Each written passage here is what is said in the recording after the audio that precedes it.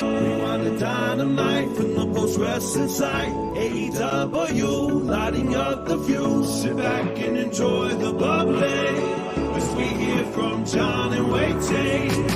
Where we're going, we don't need roads. And if the buck stops here, this thing might blow. Everything you hear are opinions of the show. And if you don't like it, go to the forums and let them know. And hello, everybody. Welcome to a special Tuesday edition, the title podcast edition of Rewind-A-Dynamite. Here we are, live, moments after Title Tuesday. How are you, Wai? Doing okay, John. Yeah. How are you? I'm okay. Feels like we just did this last night, and here we are again. We did, yeah. If we still had Sunday pay-per-views, we would be doing this 3 days in a row. Oh, boy. Well, you won't have to hear from us for at least a couple of days after this, but we have lots to go into tonight from Dynamite, their go-home edition of Dynamite. Was this the last time we will ever see Bryan Danielson on Dynamite? My head says no. Maybe unlikely, yeah. They've really curbed this whole full-time thing. Now we're just going with this could be the last time this man ever wrestles. So other than like Allin, I don't know if they ever explicitly said full time. Like I feel like it's been somewhat consistent of him saying this will be the end of my. Oh, wait a second. You're saying that they're now promoting that it's what, just the last time they're not wrestle? They're not making that designation that it's the end of the full-time career. Now it's just they aren't. I mean, tonight it was like this could be his last match on Dynamite ever. That was tonight's wording. Right. I'm sure Danielson himself doesn't want to commit to anything. No. Well, we will talk about all of that. Going on right now, we are going head to head with Up Next as NXT had its own show tonight in Chesterfield, Missouri. Chesterfield. Mm-hmm. I did see the first hour of NXT. I have not seen the second hour, but a lot going on that program as well. Did this reinvigorate the Wednesday Night War feeling in you, Wai? Because I don't know, this just felt like an inconvenience more than anything else for me. No, it didn't feel like much of a war. I mean, it felt like a maybe more star-studded edition of NXT than usual, but that didn't necessarily feel like it was because they were up against Dynamite for like an hour. It just felt like, more to do with CW than anything. And on the AEW front, I didn't get the sense this was all that special of an edition of Dynamite compared to usual. Yeah, not the kind of loaded up show that we had seen in the past for some of these head-to-head battles. And part of me gets that. I mean, tonight's show was, I think if you were going into tonight's show, I think the prime focus should have been selling people on Saturday more than necessarily winning a night. Mm-hmm. And you can't argue that tonight's Dynamite, I mean, there was like every segment was focused on WrestleDream for Saturday, which should be the priority. I would be stunned if we do not have an NXT victory on this Tuesday, which is, it's bragging rights. It's not nothing. But it was just one where I certainly sense the more interest in the NXT product tonight. I didn't even sense that much of a discussion of this being a war, like it felt like, we got two shows coming up. I might just choose to watch one, or I might choose to watch them both one after the other. It felt like when Collision went up against SmackDown not too long ago. Mm-hmm. Granted, not on that was broadcast in cable, but as well, it kind of came and went. Not a whole lot of emphasis placed on. This is also broadcast in cable, technically. Technically, you're right. Yeah, it actually is. Although the homes are not that much different, but you are correct. It is the same difference. A lot of the news items I'm going to save for Wednesday's Pollock and Thurston, just the way this works out. One thing that we did want to discuss, this was a letter that was sent out on behalf of Janel Grant's team from Don Callis. I'm not going to read the whole letter here, but in summary here, they are calling upon WWE to release any former WWE employees from their existing NDAs. Callis said, if WWE and its parent company Endeavor are serious about parting ways with Vince McMahon and the toxic workplace culture he created, their executives should have no problem with releasing former WWE employees from their NDAs. This is the first step to rehabilitating a company that covered up decades of sexual assault and human trafficking. And the entire letter is posted up on the website. They do cite a precedent for this in the past as well. And it's an interesting tactic to take. Like we don't know the identities of these people, but besides Janel Grant, who we knew did have an NDA, there were the 4 women that were reported on by the Wall Street Journal in the summer of 2022. We also know there was a settlement with Rita Chatterton as well. So right there, that is 5. And I would certainly imagine, like, it would not be shocking to anyone if that number was larger. But those are at least 5 of which we know. And yeah, that's, they obviously have been in contact with some of these people, and they're kind of putting this in the WWE's ballpark to address this. And I think it's a curious question of just the latitude that WWE has. And if Vince McMahon is someone that ultimately has to release people from NDAs as well, how this works. Does WWE have the overruling power to let these people out of their NDAs? Because if they do, that really does place that pressure on WWE to do so. Right. Okay, so explain this to me. What by having WWE grant these waivers for their NDAs, would WWE still be in this lawsuit, or would they be free of this lawsuit? Like, what is the incentive for WWE to do this?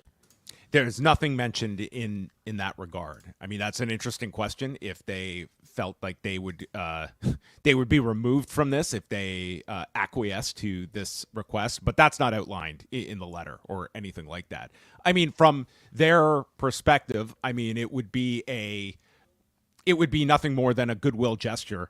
And if you are in WWE's part, does the nature of these NDAs, does it reflect poorly on the company, or does it reflect poorly on Vince McMahon? And one can very much bleed into the other. Like, what are you creating in terms of additional stories to come out that inevitably are going to be a focus on the culture at WWE at the time? And I mean, WWE, they are continuing with this. That was then, this is now type of, they do not talk about Vince McMahon. I would be very surprised if this were to happen. But I mean, I think you're also seeing the Janel Grant side you just saw recently they added a second PR company, and I think this is an instance of them being more aggressive publicly after this stay that's been going on for several months. And, they did that press conference just a couple of weeks ago as well, as an example. What do you think their side gains, even if these waivers aren't granted, but just simply by having this out there? Which side? The Janel Grant side? Yeah. I think it puts further focus on the fact that there are other people beyond just Janel Grant. I think it keeps that in people's mind that this is a pattern of events. Janel Grant is not some isolated victim in this. And I think it further, I think they want to have the ability for others to be able to come to the forefront and speak openly. And obviously these NDAs prevent them from doing so. It's an interesting tactic, and I'm interested to see if it really gains any traction, if WWE is even going to respond to this. I know that we have reached out, and I don't know, their strategy has seemed to be to very much distance themselves, and I don't know if they'll be entertaining this at all. But a programming note to follow up on this story is that on Pollock and Thurston tomorrow, we're going to be joined by Kendra Barkov-Lammy, who is the managing director at the PR group SKDK. So she is a spokesperson for Janel Grant, and she will be joining us. A former press secretary for Joe Biden when he was the vice president, joining us on Pollock and Thurston. So how about that? And we will be talking about this subject pretty much in detail and asking a lot of these same questions, as well as about the entire case and where it stands now. Looking forward to it. All right, so that's coming up Wednesday, 1 p.m. Eastern time. So again, we'll be going over ratings and such tomorrow on Pollock and Thurston. Do want to make note that today we released the Queen of Villains review with Karen Peterson and JP Houlihan from the Grapple Spotlight podcast, and an excellent review from these two as they go go very deep into this 5-part series that is up on Netflix. It's been out for a couple of weeks now. For all the talk about Mr. McMahon and its rankings, this has been number 1 in Japan for Netflix. So this has been quite the hit in Japan. So I think that if you have not watched the series yet, I recommend you do so. And I think this is a great companion piece. And they did a lot of research, much more than just episode recaps of this. They really went deeper into the culture. And of course, Karen, someone that lived and worked in Japan for many, many years. So it's 2 great experts discussing the Queen of Villains. Yeah, more than just a review and recap. I mean, this was more of an education, I think, for people who are very knowledgeable about film, but also, in Karen's case, knowledgeable about Japanese culture and able to dig into a lot of the resources that are definitely just unavailable to most of us who are English speakers. So I'm very proud to be hosting this one on our Post Wrestling Cafe feed. So you can check that out, postwrestlingcafe.com. Also on the cafe this week, we are back on Thursday with the Ask Away mailbag show. And you can submit your questions before Thursday at forum.postwrestling.com or send us an audio question at memo.fm/postwrestling. Get them in by Thursday morning, and we will be answering all of your questions that have been sent in over the last month. All right. Wai might be joining us on location for a There's a very good chance. I might finally have an in to get my air conditioning replaced. They are telling me that somebody has not claimed their heat exchange pipe, and therefore I might be able to have it. So thus, I might be recording from the auto repair shop. So. This sounds like a kidney transplant that you're kind of has felt get. that way. Yeah. So, well, congratulations, Wai. I know this has been a long Don't wait for congratulate you. me yet. I'll let you know on Thursday. Okay, well, Wai might be joining us. It might be an on-the-road edition of Ask Away this Thursday. We will find out. Mm-hmm. All right, all of your news can be found up at postwrestling.com. Tons of coverage tonight of NXT, of Title Tuesday, and lots of great stories all throughout the day from the great Andrew Thompson. So check out all of that, postwrestling.com. We're going into Title Tuesday, taking place from Spokane, Washington, in front of 1,852, the last number from WrestleTix. And we had Excalibur, Tony Schiavone. And what do we have the like? This is towards the lowest, I have to think, right? All year for Dynamite. This was a very low number for AEW. Listen, it's Spokane. It's not exactly a top level market, but yeah, this was not an encouraging. Looking up Spokane Arena. According to Wikipedia, so take that for what it's worth. The Spokane Arena holds 12,600 people. We had under 1,900. Wow. Do you have anything over there about like what the lowest might be of the year? I'm just curious, like if this is towards the bottom. Let's take a look here at recent attendances for AEW. So we if we're going with the 1,800 number here, there was that was at the eSport. So let's exclude the Arlington eSports Stadium because they couldn't even hold 1,800. Yeah, this might be the lowest of the year. There's nothing here under 2,000 throughout the year. So if unless there was a small uptick at the end, that was the last update WrestleTix had. But even if it surpasses 2,000, it's probably going to end up. There was a collisioning. This was a major A city, Council Bluffs, Iowa, that did 2,158. That might be the level. There was a Bakersfield, California, 2,300. But yeah, they're currently in some low numbers here. Yeah. But WrestleDream's doing well, right? WrestleDream is, I think, at around 6,500 now. So that's a fair number for pay-per-view. Good, a good number. I would call it. Not a home run, but satisfactory in their current state of things. But attendance is not hot in AEW. That is a pretty consistent theme. So we had Jeff Jarrett in the third chair tonight, as there was no Taz, who got his full knee replacement surgery on Tuesday, and no Nigel McGuinness. So Jeff Jarrett was in. What did you think about Jarrett's contributions on commentary? I thought he was like fine. Not necessarily somebody that I would want to replace any, of the people that you just mentioned, but for like sort of a 1 week only thing, especially with his ties to Bryan Danielson, I thought he was fine in the role. Yeah, I thought there were some certain points where I think he did kind of have his like crutch phrases that he relied upon, but at the same time, I thought when he tried to get into kind of just the psychology of some of the matches and stuff like that, there were, I would classify it as good. Yeah, the same. I think there's not as much room, I think, for him to play as like a babyface color commentator. No. If he was doing this as a heel, I think you'd get a lot more of that type of personality. But as a babyface, he's a bit more limited, in my opinion. Yeah, I mean, this really could have been a 2-man job tonight, but I guess they wanted the third.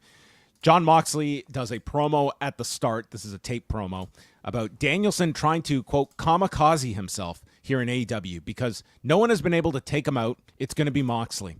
And Danielson doesn't get to pick when he goes out. His world is closing in around him, and he is going to embrace his dark side, and he will be ready. And there's not enough people in the state of Washington to stop Moxley on Saturday. He is going to run into the mouth of war. So run while you have a chance, in hopes that one day Danielson can understand it had to be this way. But he can't worry about that right now. The stakes are too high. Mm-hmm. I think an awesome promo here from Moxley. He did a great job here of giving us a little bit more context about what Bryan Danielson's past couple of years have been.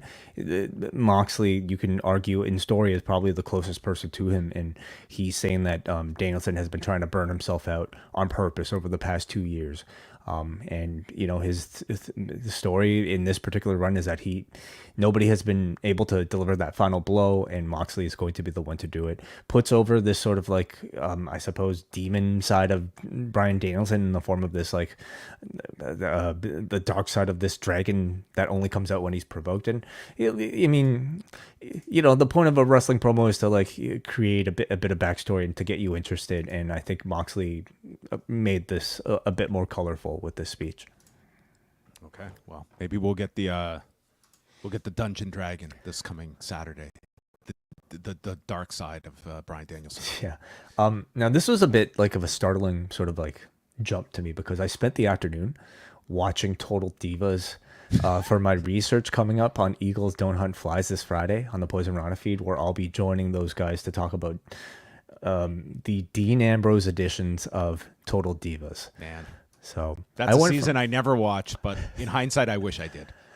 I went from hearing Jon Moxley like, getting drunk with Renee's mom on Harvard Street.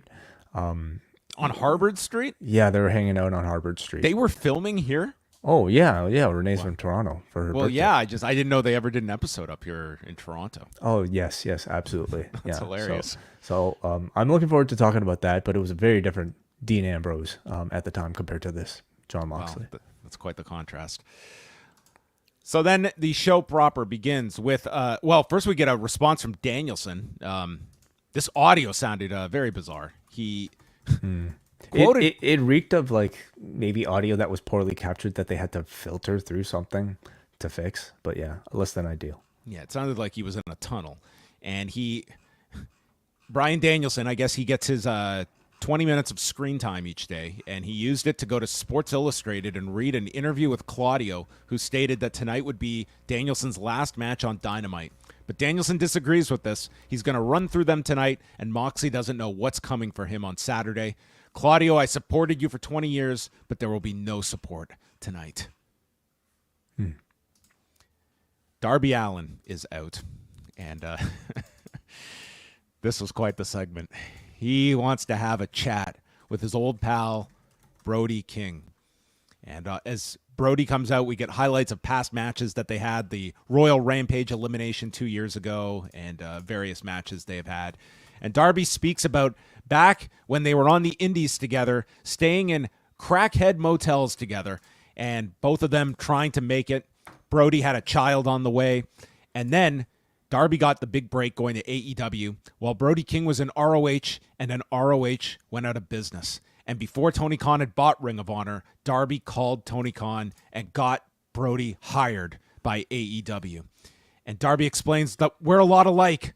And Brody, You were able to buy a house because of AEW, and you want what I have. I am the face of AEW. I made it when I wasn't supposed to. I'm the guy that does morning radio. I do media. And Brody King screams, "You're right. You have everything I want. I want to do morning radio." And he says, "Darby, you might want to be the face of this company, but you do take this for granted because you have a death wish. What happens if you die on Mount Everest? Then your dad's going to have to go and get a job again, and AEW's going to have a new face of the company. Someone needs to save you from yourself." So Darby sits down in the corner. "Why wait? Put me out of my misery now. Take my spot. Do your little thing. Woof, woof, woof."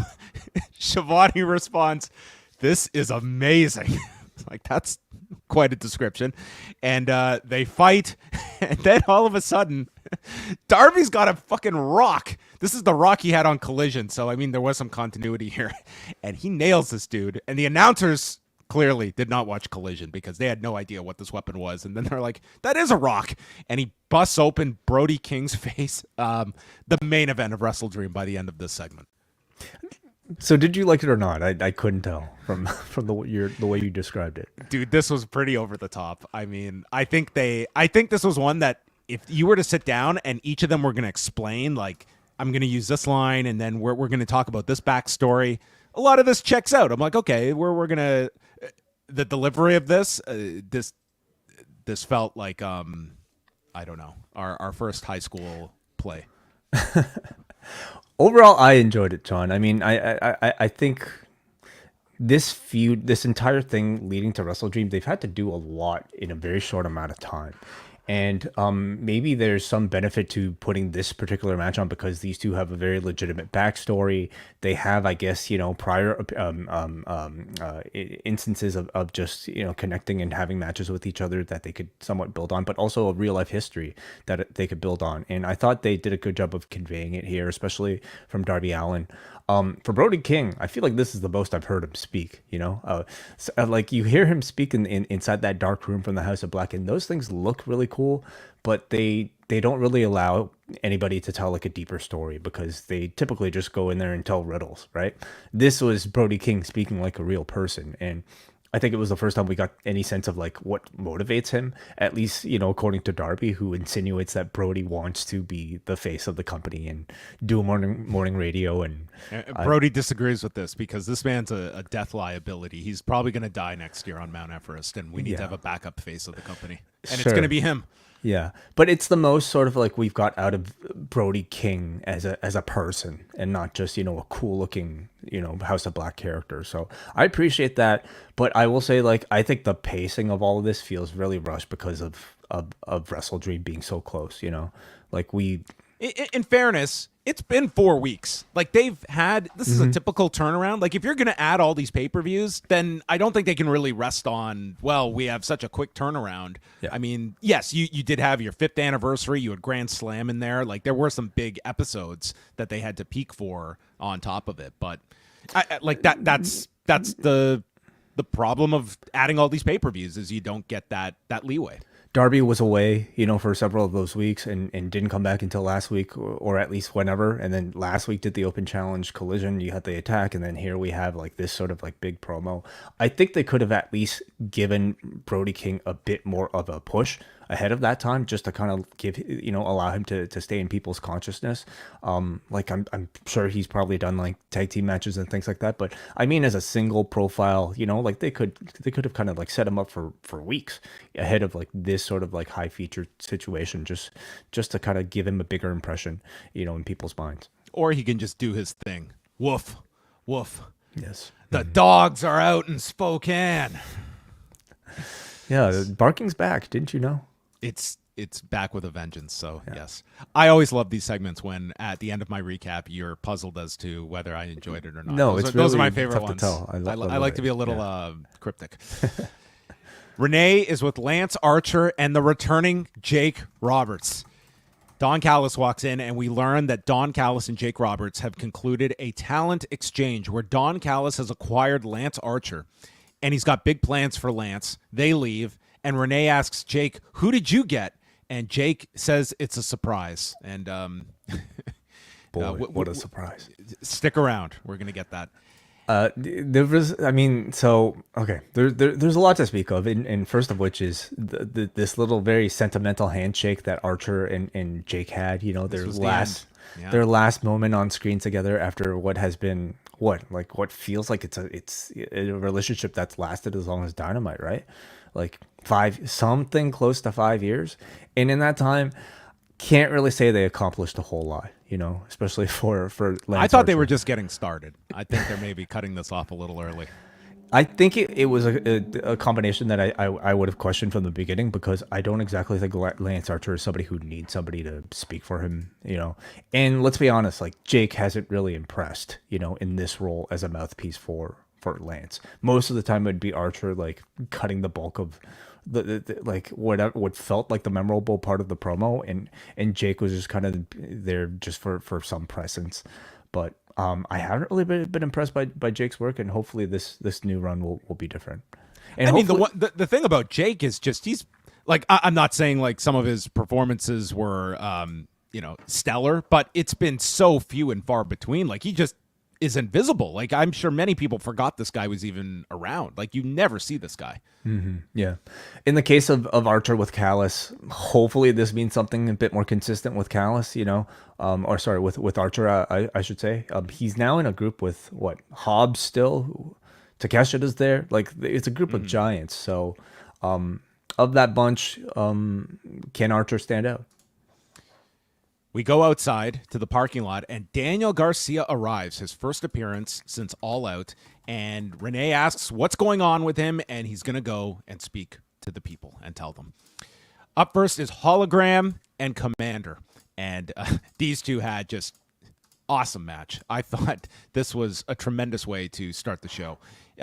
We saw some incredible stuff here. Spinning arm drag sends Komander to the floor, and Hologram hits this crazy tope suicida, just driving his head into the target. Komander does a triple jump into a Dragon Rana, and then a springboard off the middle rope to the floor. There's an inverted Spanish fly off the second buckle by Hologram. Then the 450 lands on the knees. Komander goes for his rope walk spot, but Hologram springboards to meet him on the rope and tries for a springboard, and it gets powerbombed in midair. This was incredible. And then Komander is hoisted on the shoulders, reverses into a poison Rana. Hologram hits his own, spiking Komander, and then Hologram, after a springboard, catches him on the shoulders into the portal bomb and wins in 12 minutes. I love this. I thought this was great. It was a lot of fun, yeah. And for a debut of Hologram on Dynamite, I thought Komander was the perfect opponent to showcase him. It made the match feel special, and you didn't need much build ahead of time. It's just, you know, hey, two spectacular high flyers. They're going to give you something special and something memorable, and they totally achieved that.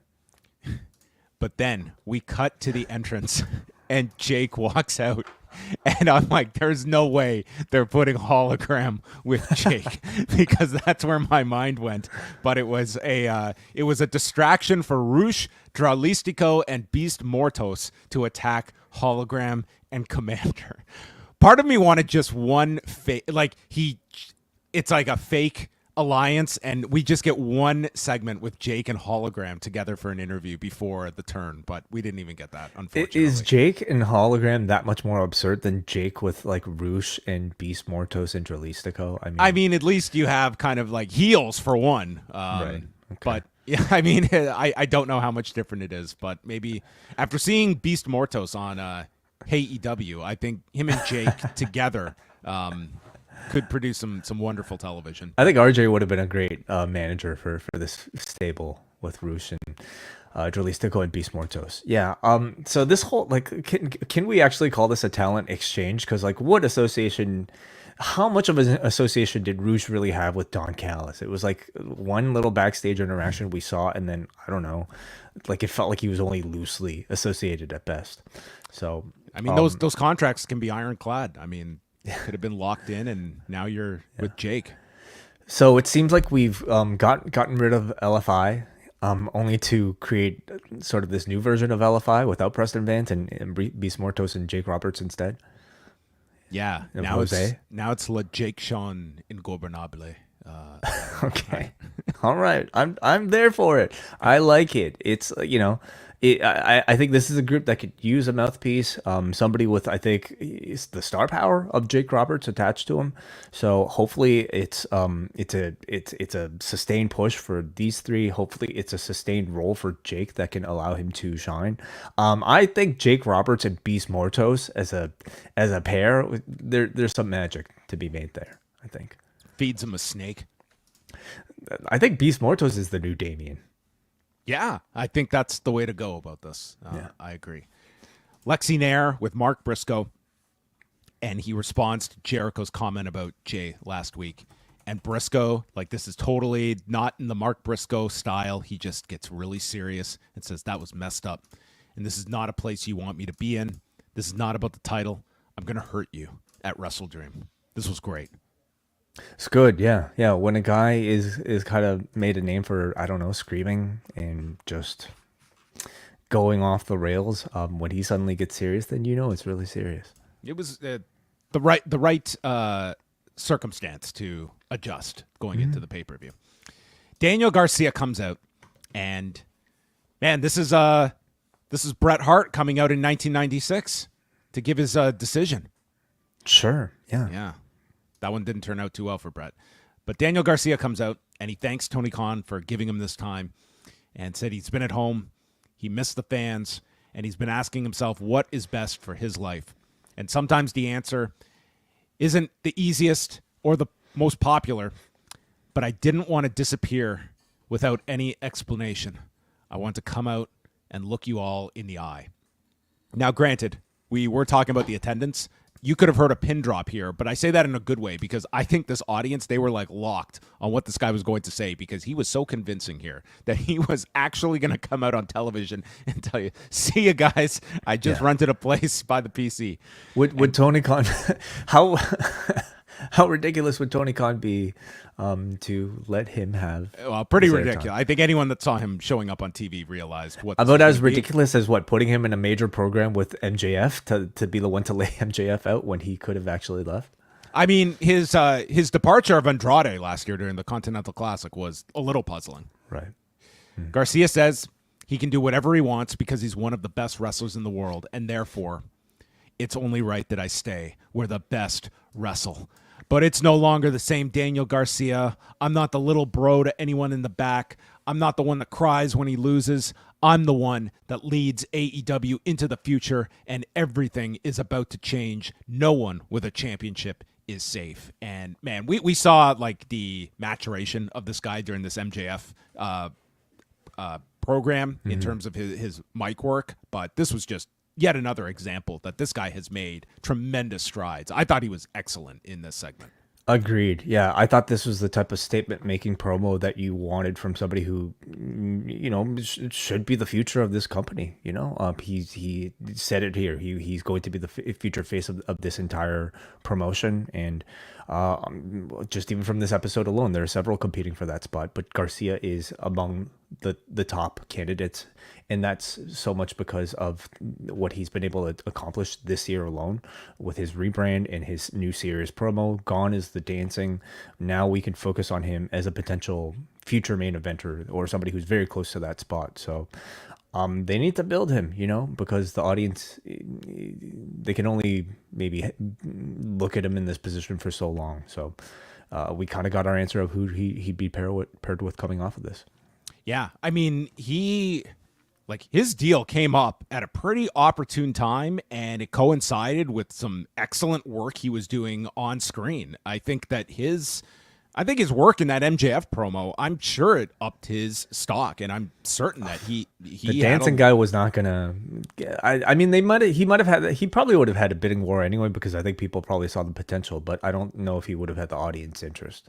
Yeah, I think he did himself really well over these last couple of months, and this is a great re-signing for AEW to be able to lock him in. Do you think this was a good move from Garcia to stay with AEW instead of WWE? I think that I think he's in a really good position in AEW. I think these are the kinds of performers that they should be locking in and building things around. I think the audience is like in this absence of Danielson. I think like a year from now, we should be seeing the Daniel Garcias and the Darbys. And if they go with like a Jack Perry, your Swerves, like I think this audience is hungry for new stars that are going to replace this existing generation of main event stars. And Garcia would certainly be in that short list for me. Yeah, I think the AEW audience is hungry to see ascension of its mid card, so. Like the movement in the pack from turnover is needed, and I think the audience it's a pretty tried and true method when you see new stars that break through. It's real elevations, staying in those positions, and they certainly have the core that are ready to make that ascension. So this would have been a big loss, I feel, if AEW had not signed him. Not like your critical one, but one that I think there's certainly this is someone that you would want to go out of your way to keep. But Garcia being in that position in a year's time is certainly not guaranteed. Look at the amount of people that Tony has picked up in over the past year that are vying for that spot. It's like your Ospreays. It's easier said than done to say just elevate these people. Like, listen, I know that he's going to get his fanfare coming in, but like a Bobby Lashley, like you're not bringing a Bobby Lashley in to not be featured prominently. Mm-hmm. And like we might be looking like it very well could be another television show coming. Yes, but that's going to have its own like good and bad with it as well in terms of trying to make stars when there's a bit of a burnout factor to keep up to date on all of their television. Mm-hmm, mm-hmm. I mean, I just hope that like Garcia continues to receive opportunities to just get the audience behind him, and I think as long as you put him in like good roles, hopefully with good storylines, with capable opponents, I think he'll get there because I think the talent kind of speaks for itself. Then there was a video for Swerve Strickland, a training video where he was training with EJ Nduka, formerly of WWE, formerly of MLW, and it looks like they're going to be attached, and Swerve is returning at WrestleDream on Saturday, and we got a reaction shot with MVP standing with Shelton Benjamin. So no indication that this is a match? They just said he's returning. I could see them doing an impromptu match. That's possible. I thought I got the sense it was more like he would show up to tell us whether or not he'd be leaving Nana for MVP. Yeah, and it could be an angle. They could do an angle. Yeah, I do think for Washington though, like Swerve probably needs a match, don't you?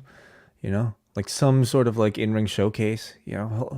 I mean, instead of just a speaking role. But I mean, he is still sort of selling the effects of the Page match, I guess. Mm-hmm. Yeah, there's multiple options of what you could do, but yeah, we will see on Saturday. Renee brings in Mercedes and Camille, and she talks about Emi Sakura wrestling longer than Mercedes has been alive, which is not true. I think Mercedes was around 3 when Emi debuted. Well, not that far off then. No, it's not that far off. Garcia's congratulated in the back. She also said, it's not the first time I've dethroned a queen. Oh, okay. Well, yes. Would she repeat history later tonight? We'll find out.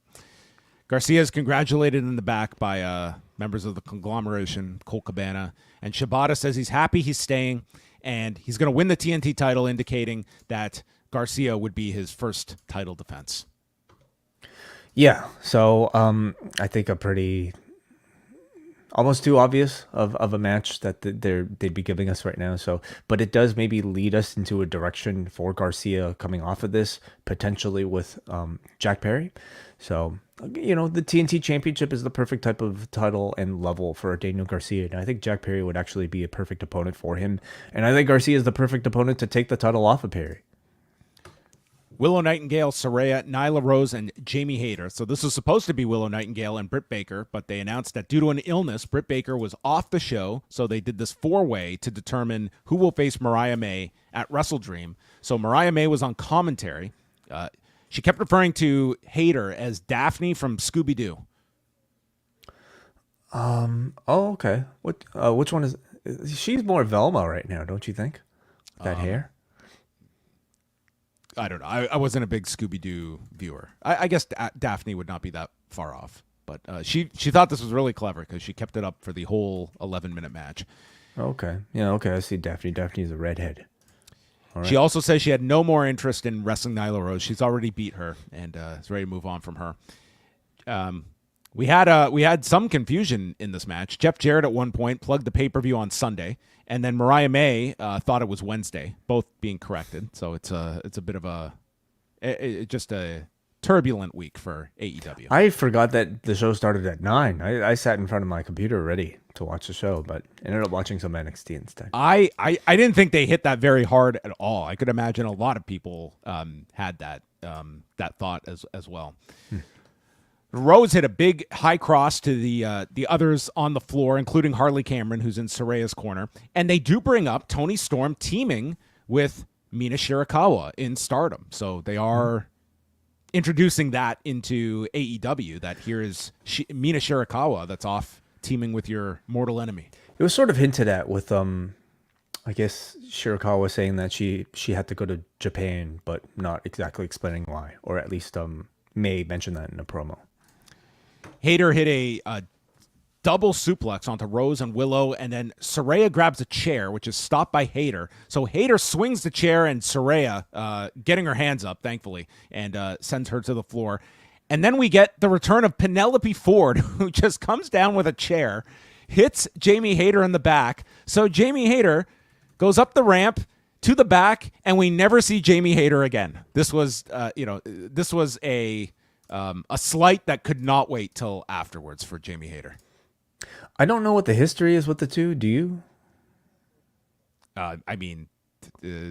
This would precede Jamie Hayter's hiatus, so we're looking at a long time ago. I'm sure they crossed paths at some point. Yeah. I'm sure we'll get a video package explaining all of it, but yeah, in the moment it wasn't necessarily that much to react to. Yep, this was just how to get rid of Jamie Hayter in this match. So Rose is shoved off the top by Cameron and drops onto the edge of the apron. Cameron then slides a table in, but man, were they struggling to get this table in. So they have to cut away as they struggle to get this table in. We go back. The table is now on the floor. They had just given up on this at some point. Finally, they got this table in because it was a key spot. As Willow fights Saraya and Cameron by herself, puts Saraya through the table with a Death Valley driver, and then pins both Saraya and Harley Cameron, who's not even in the match, in 11:24. So Willow Nightingale, who presumably was going to be beating Britt Baker anyway, will now face Mariah May on Saturday. Could have been Britt beating Willow. And I guess it's possible. They had really been starting this Willow May direction. True, but you're right. You're right. Maybe we could have got the Bailey Naomi finish, and we could have had a triple threat. Very possible. Yeah. I thought the match was fine. Didn't find it very heated, and they were probably up against a lot, having to come up with this match late in the afternoon. So. Maybe they thought the match was on Wednesday and they realized, oh wait, the match is tonight. Yeah. Why were they all there? I guess. I don't know. I don't think they've really. I think they've kind of dropped the ball in Hayter's return. Like for somebody who was as hot as she was before she left, having that entire layoff, you'd think she'd come back that much of a bigger star. And she just kind of feels like she's very much in the middle of the pack and almost we haven't even heard from her since she came back. Like, she was out for, 15 months. Mm-hmm. I think that, at the very least, necessitates some kind of promo. She came in. It was the Saraya program. I mean, it was... Yeah, I'm with you. It's it just is sort of this phase where it's sometimes, this is your pay-per-view cycle to be incorporated, and Jamie Hayter is not incorporated at the moment. But they had the potential in her to make sort of a third, pillar of the division, like Moné is, and whoever, like Mariah May is right now. Hayter could have had her own storylines and been her own thing, but she really doesn't feel that. She just kind of feels like really another member of the roster, and that's somewhat disappointing. So Willow is on the stage, and Mariah May comes and headbutts her, and Willow goes down like a gunshot has gone off, and she is just down on the ground. And that's our match for Saturday. They push as a rematch of the Owen Hart Cup final this year. The Learning Tree backstage approach Rocky Romero, and they explain that they need to teach Rocky his self-worth. He doesn't know his value yet. The conglomeration invited you into their group months after it started with a t-shirt, and your role is to neutralize Mark Sterling, which is the lowest spot on the food chain in AEW. You're a lackey, and Rocky takes issue with being called a lackey and says sometimes you're in the picture and you can't see the big picture. So will Rocky Romero leave the conglomeration for the Learning Tree?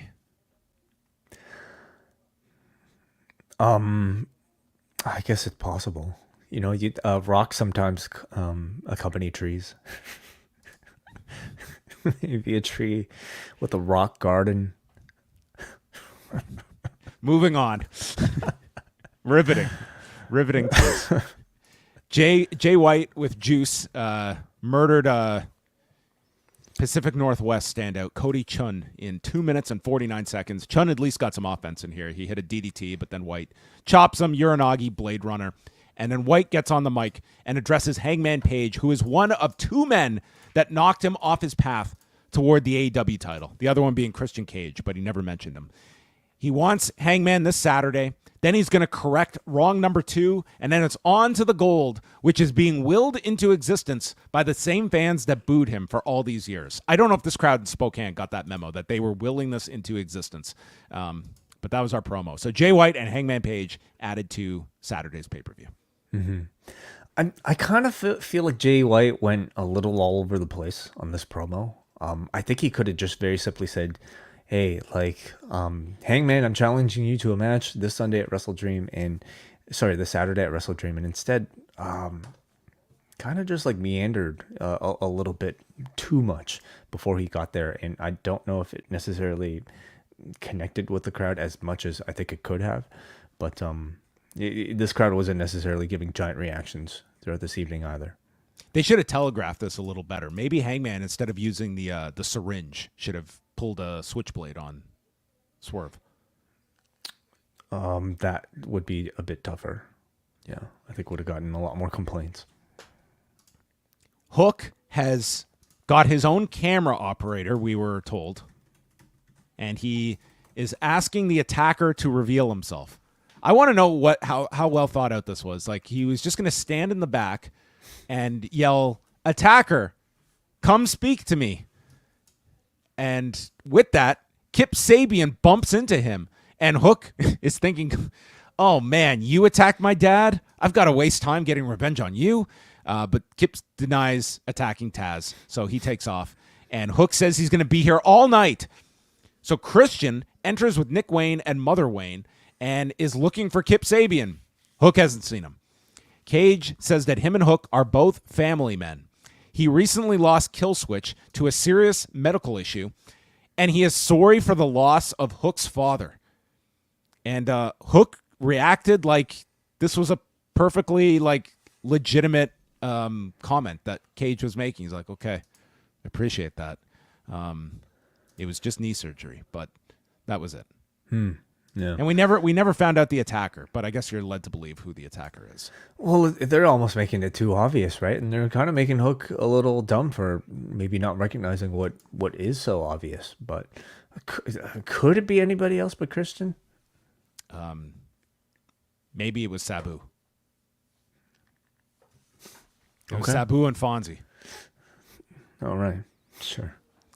Renee is. I don't know. Cage seems very Are busy. you into it? Like you know? No. Tell me your I'm thoughts. No, I'm not into this. I'm not into this at all. We literally had Jay White stating that after Hangman, I'm coming for Christian, and then the next segment we're watching Christian in another thing here. He never mentioned Christian by name, did he? Jay White? Yeah. No, he didn't. But those are the two that screwed him in the Owen Hart Cup. Right. Renee is with Mariah May, and Willow just pounces her in the back, and she's bloodied from this attack. She says, I just beat 3 former champions, and on Saturday, I make Mariah a former champion. Good, serious promo here from Willow. Following footsteps of Mark Briscoe to have serious 20-second promos. Good, yeah. Those conglomeration members know how to cut 20-second promos. Yeah, it's too bad I don't think she's winning. Mercedes Moné against Emi Sakura. I think you thought Sakura was winning this, didn't you? The double championship. Yeah. Both of the championships. Yeah. The culmination of Sakura's rise up to a championship level status that we've been watching for the TBS and Strong Women's titles. So Sakura hit her with machine gun chops. Camille is choking her from the floor on the rope. And then Emi repeatedly kicks out. This is angering Moné. And she hits a backstabber. Emi gets her feet on the rope and then is hit with the double knees. Sakura then catches Moné and uses a double underhook, and while lifting up Moné, uses Moné's feet to kick Camille on the floor, drops Moné on the rail, and then rams Camille into the barricade, and it hits both with a running cross body, and does the Mercedes, the Moné dance, hits a double underhook backbreaker, and then Moné is rolling to the edge. She's pulled away. Of course, the ref, Stephon Smith, has to stop what he's doing because, my God, we have a ring skirt that's out of position. So he is distracted, and it leads to the statement maker being applied, and Moné gets the submission in 10 minutes and 10 seconds. I thought overall, I thought this was a pretty enjoyable TV match, and Sakura, you could tell, like, not very often she gets on any of the any AEW programming, period, now that Dark is gone. So I thought she worked well, and I thought that Mercedes, I thought gelled with her pretty well too in this. I thought so too. I thought it was a good TV match for Mercedes. Good intensity from Sakura, and a welcome addition to the show. Yeah. Well, Moné is holding Emi Sakura for Camille when Chris Statlander runs out, booting Camille, and they push this as the two powerhouses in the AEW women's division. Yeah. There were a lot of angles. Like, I'm just recapping this. How many angles did we get on this show? Can you catch me up? What happened with Chris Statlander and Stokely? They didn't do any breakup on television. We just got Statlander literally announcing in a backstage promo she is now born again Chris, or born again. I'm not making this up. She pretty much just just treat me like a baby face now, and she's a baby face. That's it. She's not with Stokely. Yeah. It's fine. I just think it's so poorly done and so lazy. It's not fine then. You need transitions. You need like a good reason for people like just turning and becoming a babyface. And she lost the match to Willow. Mm-hmm. Could have fired that Stokely. Was enough. Yeah, that was enough for like us to like her.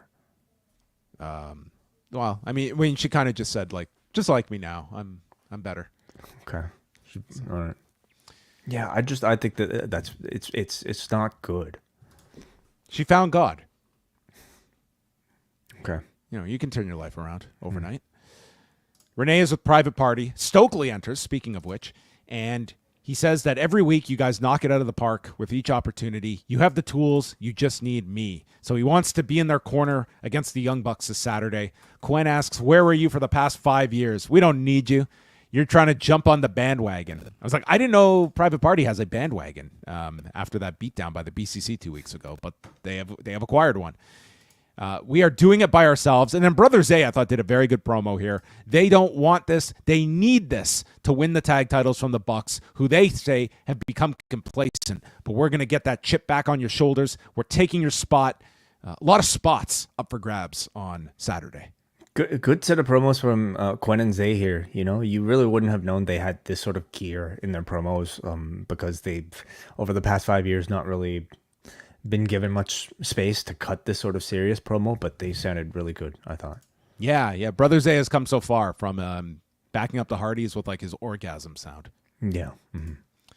Shivani brings out Will Ospreay, and Shivani believes, Will, I think Don Callis was behind Takeshita's run-in last week, and Ospreay says, I think you're right, because Takeshita doesn't do anything without Callis giving him the go-ahead, so he brings out Callis, and Callis goes in for the hug. He is turned down, and Callis is bringing up their good times together when he beat Omega, when he beat Jericho, but Ospreay says, did you send Takeshita to attack me? And Callis is evading, and finally he admits he did, out of frustration, to show Will who makes the decisions in the Don Callis family. We were so close to winning the tag titles. You dropped the ball because you were mentally weak. Now, refresh my memory. Was there not a establishment that Will was leaving, the Don Callis family? I could have sworn that they had agreed to be friends, but we're going separately. Yeah. But I think we still had maintained some sort of loose association via Kyle Fletcher. And at least like with the tag team scenario, when he and Fletcher were going for the tag titles, that they like he's not officially part, but like he's still part of it. It's like OVO and Cash Money. Yep. That was the example I was going to cite. You're right. Right. Callis said there was one time I had the best wrestler in the world and I threw him in the garbage for you. Maybe I need to throw the best wrestler in the garbage again. So Ospreay calls him scum and says, we are done. Is this definitive? Yeah, I would think this one was. Yeah. Okay. So Callis slaps him, and Ospreay tosses Callis when Takeshita enters. Kyle Fletcher is out. Will turns around, nearly takes a swing at Fletcher, and this distraction leads to Takeshita hitting a big German. Fletcher is torn here between the Don Callis family and his best friend, and Fletcher is handed the screwdriver. But like Will, he can't do it and gets upset with Callis. So Takeshita then calms him down, and Fletcher just leaves on his own. Ospreay fights Takeshita, and Callis grabs him by the hair, leading to a big elbow from Takeshita. And then Ricochet runs out at the end, pretty much for the announcers to say, yeah, he's in the match too on Saturday. Yeah. I can appreciate a little bit of storytelling for this one, but like the match kind of sells itself, just with the people there. So like Ricochet just comes out, does a springboard, looks cool, does a Superman pose. I'm fine with it. But I thought overall the segment was strong, like Ospreay especially, I think like, I don't know, continues to really impress with like how well he's able to not just cut promos, but like give us acting in segments like these. And I thought he and Callis had some really good chemistry here with this final breakup, what felt like, and obviously teasing some tension between Kyle and Ospreay as well. We go to Top Flight, and they know they are better than the two teams they lost to on Collision. They should be the ones challenging the Young Bucks. But they did lose that match, so there's that. Action Andretti says they aren't fired up enough, and Layla Gray steps in, blaming Andretti being the problem. So Andretti storms off. I love pissed off Action Andretti. I think it's adorable. Dante blames Andretti, and Darius is caught in the middle. So, yeah. Top Flight grounded. For now, yeah. This whole thing, I think, is... Does anyone get along? Do any of these groups get along? Is anyone like, man, you're a good guy. Thanks, man. I think we're doing great together. Everyone seems like they're pissed at each other in every group in this company. Well, because when a group like Top Flight were getting along, they weren't getting airtime, and they weren't interesting. We need groups to break up in order for us to be interested. They got this airtime, and they lost. Well, there's tension between them. That's why. That's why we're watching them. The whole thing is a great. It to me almost feels like it's an effort to push Action Andretti because he's clearly the one who can cut the better promos of everybody in this entire group, with the exception of Leo Rush, who I think is fantastic. But Andretti really, other than that Jericho match, like you kind of heard nothing from him, and it finally feels like he's getting something to hopefully elevate him to that other level. What do you think about Andretti starting his own group? Tell me. Faction Andretti. Sure. It's late. Jack Perry promo in the back addressing Shibata. Asks if Shibata is still one of the best. You let your phone do the talking for you. Well, I want to speak your language. Violence. I want to face the Shibata that nearly killed himself in the ring as described on Rewind Away, number 166, postwrestlingcafe.com. Listen now. I'm sure he was inspired. Confirmed listener. He says, Shibata, you deserve to be champion, but it's not about what you deserve. It's what you're willing to take, and dares Shibata to take this title from him. I thought there were some very good promos on this show, this one included. Mm-hmm. In particular from like the sort of like the guys that you don't usually expect them from. Mm-hmm. Yeah. And Perry had a really good one here. And the main event, is this the last time we'll ever see Bryan Danielson wrestle on Dynamite? That was the question. He's getting Final Countdown. There's no possible way they are spending that fee each time out. There is no way they spent that for Spokane. No way. They had to have paid a fee, and it's like, okay, you can have a couple like bonus plays of it. Like Spokane, in front of 1,800 people. So? There's no way. You hope that they maybe got a package deal. Sure. I hope so. But what if this, in retrospect, was his last Dynamite, though? Is anyone in Spokane going to remember that they heard Europe? Wheeler Yuta and Danielson taking on Claudio Castagnoli and PAC. So Danielson and Yuta, early on, they're working together. They get the advantage on Danielson. And then after a neutralizer is delivered to Danielson on the floor, he was neutralized for quite a long time because Yuta had to fight on his own. He's battling to the corner, and Danielson isn't there. They're like planting the seeds that is Yuta going to feel like Danielson is abandoning him.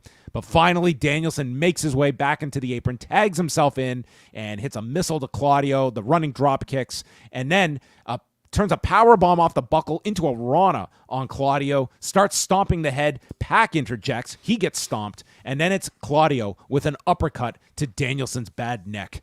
And they continue wrestling. The Busaiku knee is set up by Danielson, but then he spots Moxley and Shafir appear ringside. And in this momentary distraction, he runs into a pop-up uppercut, but manages to kick out, takes a 450 splash from PAC. He kicks out again. And then it's PAC grabbing the ring bell hammer, but Yuta yanks it away from PAC. Rick Knox, of course, is not focused on any of this, and Danielson is able to get the label lock onto PAC, submitting him, so Danielson gets the win, and then afterwards dives onto Moxley, and these two fight their way to the back. We go back to ringside, and they're beating down Yuta with Marina Shafir hitting him with knees from the tie clinch right in. This is a great visual.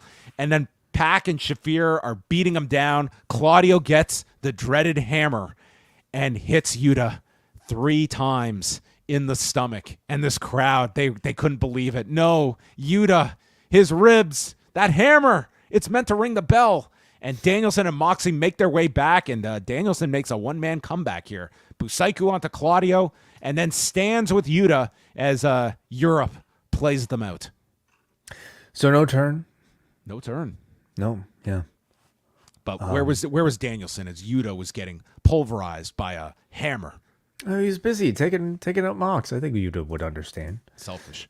Yeah, I don't know. I feel like at this point we've passed the point of like suggesting Yuta turning. Although there's still plenty of time left. We think maybe to tell the story. So, yeah, match was good. I don't have that much more to say to it. You know, it's kind of as you'd expect. Like great action from these guys. To me, doesn't necessarily elevate my interest. Anyway. Yeah, I thought the effort was definitely there. Like this was. Like almost every segment on the show was designed to push you towards WrestleDream, with very few exceptions. Some very good promos, I thought, overall. But after 2 hours, I can't say at the end I had that feeling of, you know, a big pay-per-view on Saturday that a lot of these, especially AEW go-home shows, typically are able to get you towards that level. And it's not like they even have Collision as like your last bit of big promotion. Like there's no Collision this week. You've got Rampage. This was pretty much it. You're either sold on this pay-per-view or you're not. And I thought Danielson and Moxley would, like, here we are. I think it's, for all the talk we have had about believable losses for Danielson, this should be one. And I don't know if that's, maybe it'll click by later in the week going into this show, but I can't say that by the end of this feels like this gigantic match or a big pay-per-view compared to a lot of the shows that AEW has presented this year. I definitely agree that like Moxley should have, like, he's somebody I could have seen at the end of this entire run, and this might be the end. It could still be the end, but it doesn't feel like it is. You know, it like you compare this to the feeling that I think we might have had for Wembley. It's totally different. And yes, that was Wembley, but the threat of the retirement I felt was far better created by the Wembley show. This feels like it's another AEW pay-per-view. We could be coming out of it. I'm sure we'll be coming out of it on Saturday saying, wow, what a great show. The action was incredible. I do think that's essentially what like AEW is kind of selling this on. It's just the reputation that it's gained for all of their pay-per-views being high quality. And you look at this card, they'll probably deliver something incredible. Shall we go through the matches very quickly? Yeah, so we have 9 matches as of now, 7 championships at stake. Bryan Danielson and Jon Moxley for the AEW championship. I think a very strong, I don't think Jon Moxley should be losing this match. I think it really extinguishes this whole turn and group if he loses this match.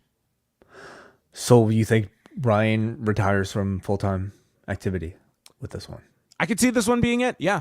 I could. So you just kind of contradicted what you're saying. I'm not. No, I'm just saying I don't think that buzz is there, but I very much feel like that Moxley can win this match. I do think it would be a very Bryan Danielson thing to very much understate the build towards what nobody is expecting to be his retirement match actually being his retirement match. So yeah, we convinced ourselves maybe this is going to be Bryan Danielson's last match ever. With all these, if the opponent is big enough, then yeah, the result is definitely in debate. I see Danielson retaining and going on to maybe just a couple more matches. I could even see them eventually rematching, but Danielson in Washington, he could retire. He could retire. The Heat. Hangman Page and Jay White. I guess this is... well, how do you book this? Because White's just coming back, and Page is hot as ever coming off of the Swerve feud. Yeah, I wouldn't be beating Hangman at this moment, coming off that match last month. You could have Swerve involved in this in some form or fashion. This is one... I think Page wins. I think Page needs to win. I see much bigger for Page. White, I think, could still retain some value, especially if it's somebody coming out and screwing him out of a victory. So I go with Hangman for this one.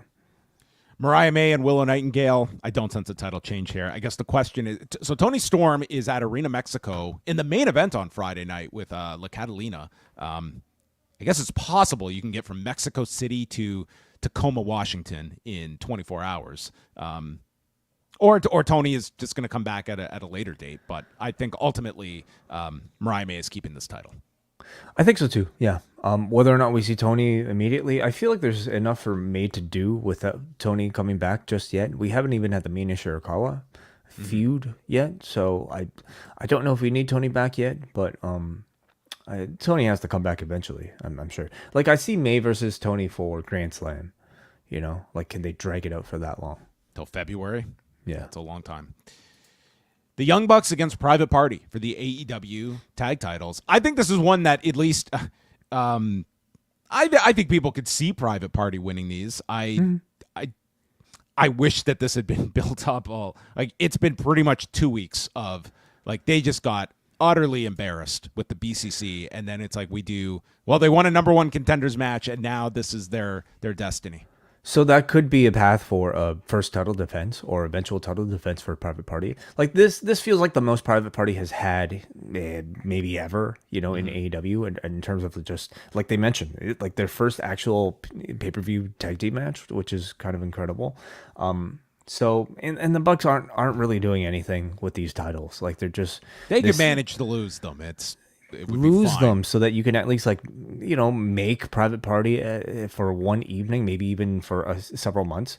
The Bucks can just kind of go off and play their make believe EVPs as much as they want, but meanwhile give us a showcase for Private Party for a month so that we can eventually build up to a Claudio and PAC match against the two of them, just to kind of let them stay up at this level for a little bit longer. It also keeps that story going that it's here is this great team in the Young Bucks, but Private Party just has their number. Yeah, sure. Mm-hmm. Ospreay, Ricochet, and Konosuke Takeshita for the AEW International Championship. This sounds incredible on paper. I could really see Takeshita coming out of this with the championship.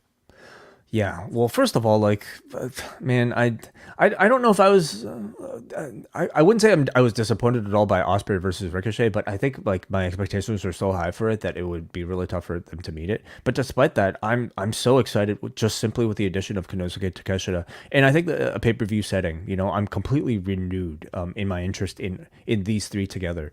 So this is definitely the highest, like the top contender for match of the evening, and for me, it's one of the big reasons why I'm interested in even buying this pay per view. So I feel a lot of people might consider that. Who did you say you think will win? Takeshita. Takeshita? Yeah. Okay. I think Ospreay retains, and because I think Fletcher going for Ospreay, going for the championship, is probably something that they'll want to do as well. Because Takeshita, I think, still has Okada as a long-term program for Continental Classic, in my opinion. Yeah, I mean, it's one where, I mean, he could go into that with a championship himself. I mean, there's ways you can get to that match. I don't think it.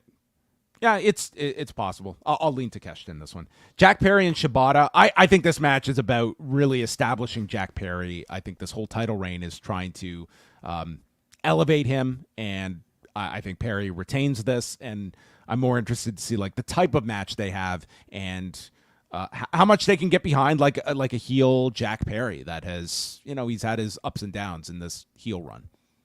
Yeah, agreed. Now, do you think like beating Shibata will establish Perry? Like, will it do much to, you know? I guess it depends on the type of match he has. I'll say like Perry has had defenses, but like I think he needs more memorable matches, you know. And for Shibata, this is a big deal. Has he had? He's had singles pay-per-view matches, right? Like, yeah. Because Forbidden Door, I'm just thinking about like the four-ways and things like that. Anyway, it doesn't matter. It's a big match for Shibata. Okay, a title match on a pay-per-view. So we'll see the quality and the style that they wrestle. But I think Perry needs to win this one. Needs to look impressive in doing it as well. So I think he goes on to face Garcia afterwards. And then the pay-per-view rounds out with Mark Briscoe and Chris Jericho for the ROH title. Don't forget Darby Allin versus Brody King. Oh, yeah, you're right. Well, let's talk about the ROH title match first. Okay. Briscoe Do we wins. get the, what do they call him? Nuevo? The Nueve. Nueve? Yeah. Okay. I mean, this could be like if you like this should set up something for Final Battle, which you could do with Jericho, but really feels like we're just press and repeat on what they did 2 years ago with Jericho at this point. I don't know. I'm not that interested in this. Yeah. I'm just not like, and Yeah. it's like cool. He could win the ROH title. Sure. That's whatever. Have we exhausted, I guess, Mark Briscoe as ROH champion? I don't think so. I think they've exhausted ROH as a concept, but he's as much of an AEW performer as he is an ROH one. That's why I could see like Mark Briscoe dropping this so that he could go for something else, you know. Sure. And Jericho might be somewhat renewed by having the ROH championship.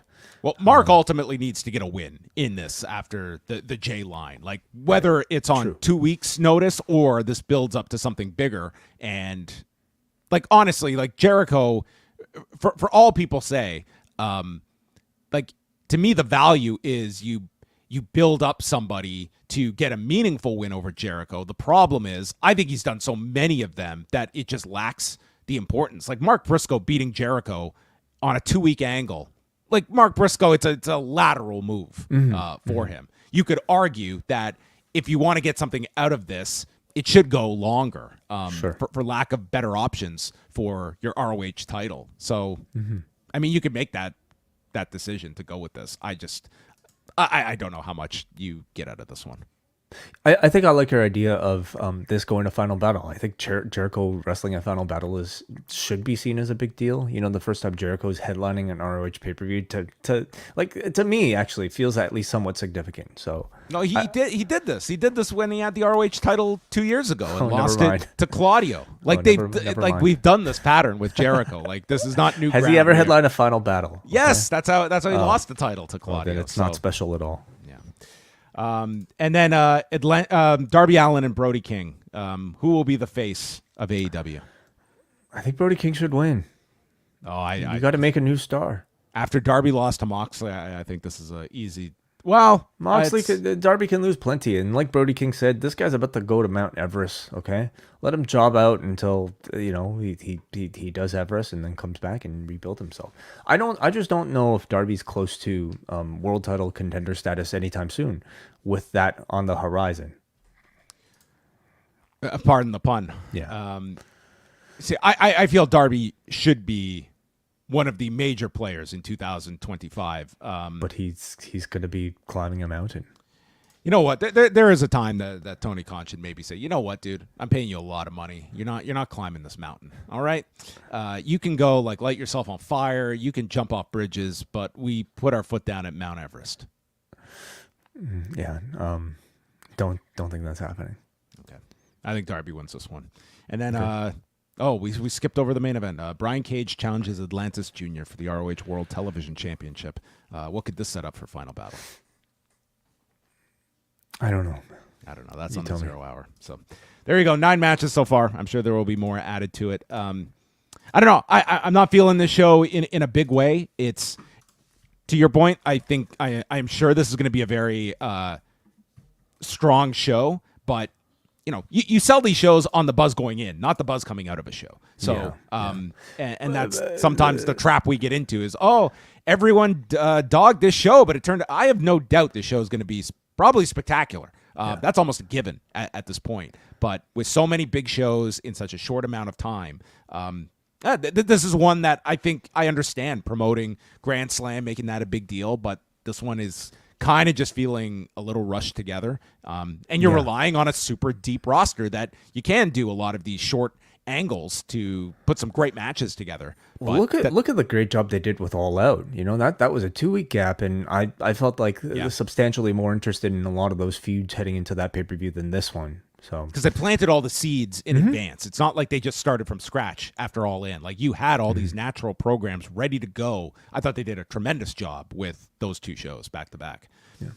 All right. Well, we will be live on Saturday night after WrestleDream, so tune in for that. Again, we are back Wednesday. I'm live with Brandon Thurston at 1 Eastern, so tune in for that. Thursday, we've got the Ask Away Mailbag Show, a new MCU later on Agatha All Along dropping. I believe Neil Flanagan is going to be joining them this week to chat Episode 5.